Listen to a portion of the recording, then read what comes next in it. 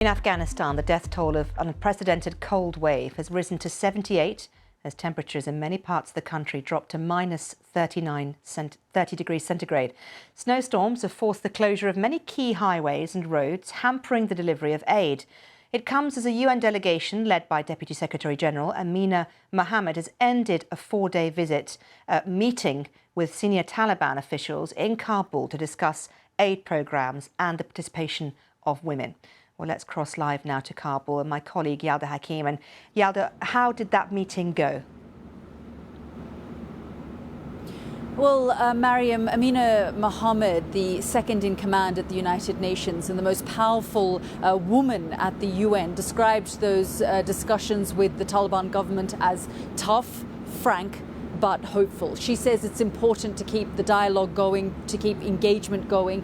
The engagement and discussions with the international community over the last year and a half between the Taliban and the international community has been difficult, but the Taliban have continued to use language such as until further notice. Schools will be closed until further notice. Universities will be closed until further notice. And then a month ago we saw that female aid workers in this country were prevented from working in almost all sectors except health with the aid agencies. Now, the United Nations, having sent this high-level delegation, is sending a very clear message that they want these women to resume their work. Aid agencies have suspended their operations until women can return to their work. And so there really is a lot of conversations and discussions taking place. That 4-day visit has now concluded. But just have a listen to what Amina Mohammed had to say to our chief international correspondent, Lise Doucette. I think that progress is that we engaged. They listened to us, but they also gave us their views. So they feel we're politicizing humanitarian aid. But in the same way, they talk to the humanitarian principles of allowing them to do what they want to do in their country and still get help. I reminded them that the humanitarian principles also uphold non-discrimination. And they're discriminating against women. They're, for want of a better word, they become invisible. They're whiting them out, and that can't happen. And to the point that they say, well, men can't be near women. There's certain services it's only women to women. Yes, we did get an exception on the medical side, but there are many more other services. Well, there is a medical exemption. Women can work in the health sector, but I understand you're discussing disaster relief, agriculture, teaching.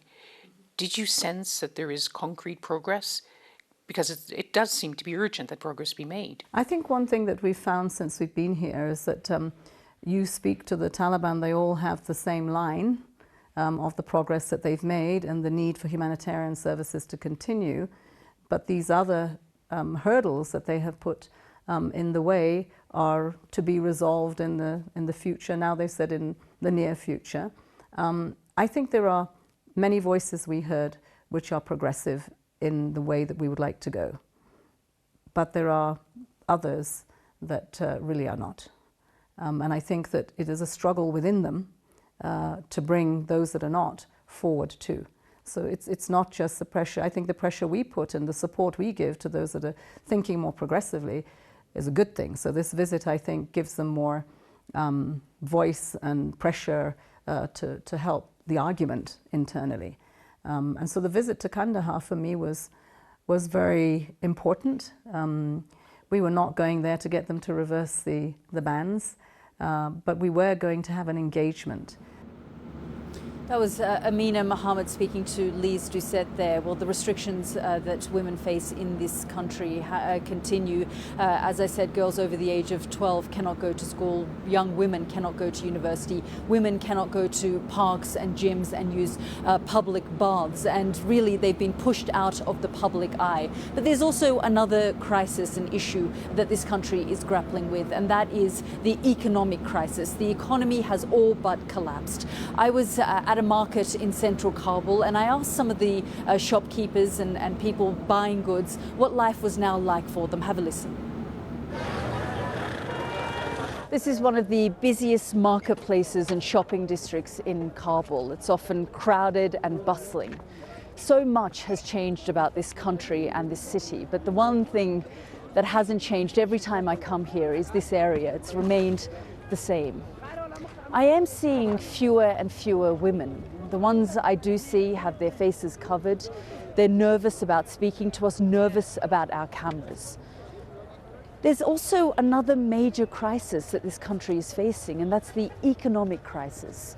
The economy has all but collapsed. People are struggling to find jobs. They're struggling to buy goods. سلام خوب هستین؟ تشکر. کار خوب است اینجا؟ کار خو نیست دیگه، کس پیسه نداره که سودا بخره، سودا نمیشه دیگه. سابق که میشه دال بازار یک ذره استاد است، کس چیزی نمیخره. The shopkeeper is telling me that people aren't able to buy things. They're not able to buy goods. There's plenty of stock and food in the markets. There's just no one to purchase them. The humanitarian situation, Mariam, here is also dire. Just in the last week or so, at least 78 people have died because of the freezing conditions. Temperatures here have plummeted to minus 35 degrees in some remote mountainous areas. So for the Afghan people, it really is a race against time now. Yalda, thank you very much indeed.